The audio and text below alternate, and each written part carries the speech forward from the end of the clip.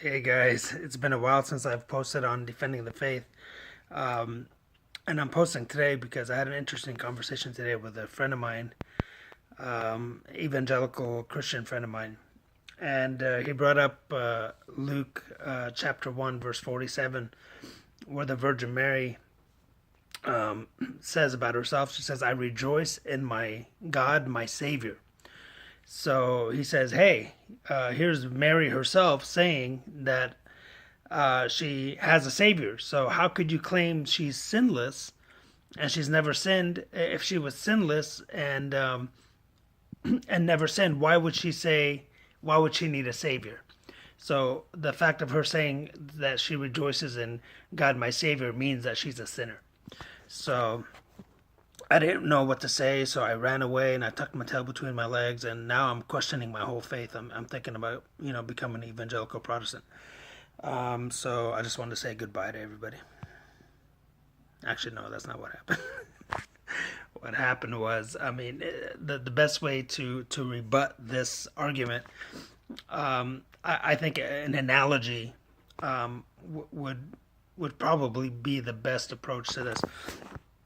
Let's say I was in there was a road and there was a large pit in the road, and I was in this pit and I couldn't climb out, and I have mud all over me, which is sin. And no matter what I did, I can't get out of this pit. It was just the walls were too high, and I couldn't do it on my own. And let's say my friend Louie reaches down into the pit and pulls me out. So now Louie is my savior. But let's say Lisa was walking down the road, and just before she's about to fall in the pit, Louie reaches out and stops her from falling down into the pit.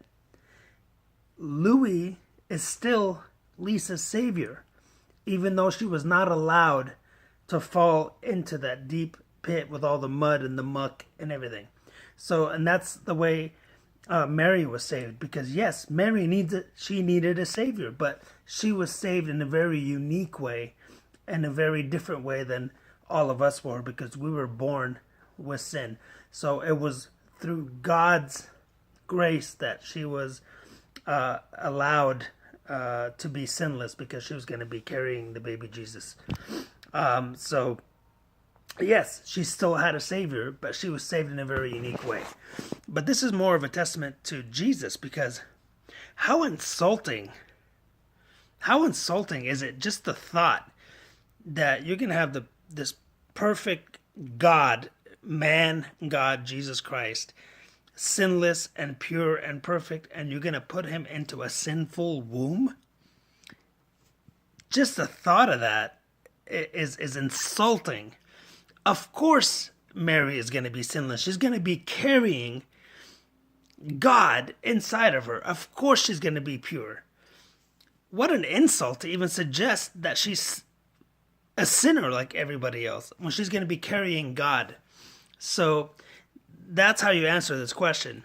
So hopefully this analogy was helpful in case someone brings that up to you guys regarding Luke 147, her needing a savior, and thus being that she's a sinful person. But no, she is not. She is sinless, and that is a doctrine of the church that's never going to change. Thanks, guys.